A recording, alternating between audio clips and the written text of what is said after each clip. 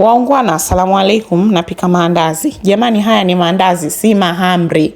Na leo nimetaka mazito yenye nyama lakini yako fluffy ndani, yamewiva vizuri kama unavyoona. Nimetaka si mahamri. Mimi najua maandazi, sijui mahamri. Haya, tunatia zetu maziwa kwa sababu sina tui. Na haya ni ya moto. Nimechanganya maziwa na maji. Kwa ujumla yake kama 450. Na hiyo ni hamira, natumia fresh yeast. Sina hamira ya chenga na niliko hii ndo naiamini sana. Natia sukari kidogo tu kwa sababu nataka kuumua hamira yangu kwanza kabla sijaanza kukanda unga wangu. Nataka kupata uhakika kwamba inafanya kazi. Ndo hapo naikoroga, alafu nitaiacha ipumzike ili iumuke, alafu ndo tuanze kutengeneza donge letu. Nitaacha kama 10 minutes hivi, dakika 10. Sasa nitachekecha unga wangu. Kama utaki kuchekecha acha. Mimi wangu na uchekecha, na unga ni kilo 1. Natoa kidogo kufanyia kazi, kiduchu tu. Alafu tunaendelea. Hiyo ni iliki, cardamom.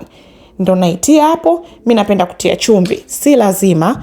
Mimi natia chumvi kwa sababu napenda taste ya chumvi kwa mbali kibalance na taste ya sukari kwenye maandazi inakuwa nzuri. Jamani, haya maandazi sio mahamri Maandazi kwetu yanapikwa na tui, hamira, iliki, mafuta, hivyo sukari.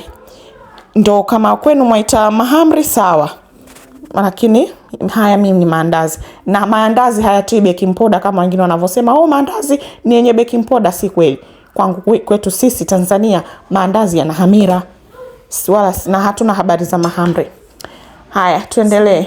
Hapo natia unga wangu, sasa naanza kutengeneza donge langu. Maanake huwa naona comment nyingi za kunifokea nyingine. Haya ni mahamri. Sijui mahamri yapikwa hivyo. Hivi mimi ndo ninavyopika maandazi, na kuna design nyingi za kupika. Kwa hiyo natia sukari, nimependa kutia kikombe kimoja na robo.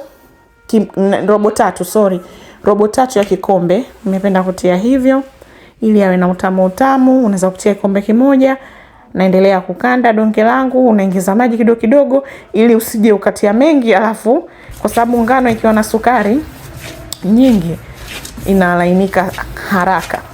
Haya, donge liko baada ya dakika 3 liko hivyo, lishakaa sawa. Leo natia mafuta na siagi kidogo. Nimeachanganya, ndo nitakandia. Kumbuka sikutia mafuta mwanzoni hata kidogo. Ndo natia sasa, alafu nitakanda kama dakika 3 au 4. Donge litakuwa tayari. Ndo hilo nalikanda. Nimemaliza, naliweka hapo kwenye bakuli. Sasa liumuke. Inategemea na hali yako ya hewa. Kama kuna joto haichukui muda, hata dakika 40 tu zinatosha. Kama kuna baridi kama niliko mimi, inakuwa kidogo changamoto. Lakini mimi baada ya 1 hour ikawa limeumuka hivi. Baada ya saa 1 nikalipiga kutoa hewa, afu nikaanza kukata maduara makubwa. Leo nataka mandazi makubwa na yenye nyama. Mwanangu anayapenda yakiwa hivyo. Ndio unaona madonge hayo. Sasa nayasukuma hayo madonge, alafu nayakata kupata maandazi yenyewe. Haya, tusukumane hapo. Ndio hivyo tunasukuma. Mambo ndio yanakwenda kama hivyo. Haya, sukuma kiasi unachotaka. Ukitaka vyembamba vile kama viputo vyenye hewa ndani, basi sukuma sana.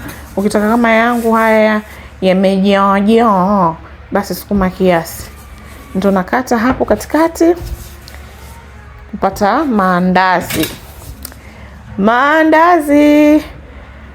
Haya, tumekata maandazi yetu, tumemaliza, tumeyaweka. Sasa mimi nitayaacha kwa dakika 20 yaumuke. Hapa ndipo mambo yanapokuwa matamu. Ukiacha yaumuke tena ukija kuyachoma yanakuwa fluffy. Ukikimbilia kuyachoma yanatoa ngozi kama ina mipasuko ama sio na nini sijui. Haya, ndo umeona yamevimba tena, yameumuka tena kwa sababu nimeacha kwa dakika 20. Hapa ndipo ninapochoma maandazi yangu mimi. Yote nikiyapika napenda kuyaacha tena. Mafuta nimeyacheki yampata moto, na sasa natia maandazi. Angalia sana moto, ukiweka mkali sana hayatoiva ndani. Uwe wa wastani wa kufanya andazi nyanyuke, lakini pia si wa kufanya andazi live nje alafu ndani halijaiva. Nikayatia hapo kwenye chuma changu, nikaanza kuyachoma polepole. Hapa hata ukishaumuka hivi, yakishanyanyuka, unaweza kupunguza moto kidogo, hiyo ndo trick. Unahitaji mafuta ya moto kidogo ili yanyanyuke. Uzuri wa andazi kunyanyuka bibi. Haya, kwa hiyo yakishanyanyuka hivyo unaweza kupunguza moto kidogo ili yawive taratibu, yasiwe tu nje alafu ndani tu kama tope, ngano tupu mbichi. Mimi ndo ninavyofanya. Unaona sasa hapo naendelea kuyachoma kwa rangi ninayoitaka. Ukitaka rangi brown sana, ukitaka kiasi, mwenyewe tu mapenzi yako, utafanya unavyotaka wewe.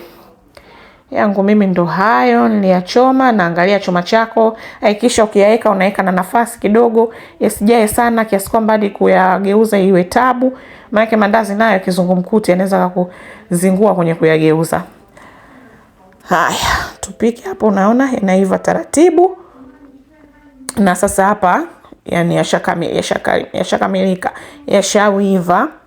Tunaweza kuanza kuyatoa tukaweka pembeni. Mimi napenda kuweka kama tishu, alafu utaweka juu yake ili afyonze mafuta, ama utaweka chujio kama unalo.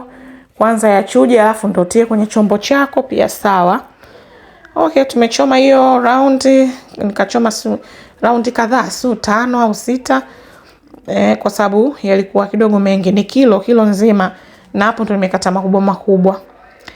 Kama unavyoniona hapo, nishachoma mandazi yangu na nitaendelea kuchoma mengine yaliyobaki.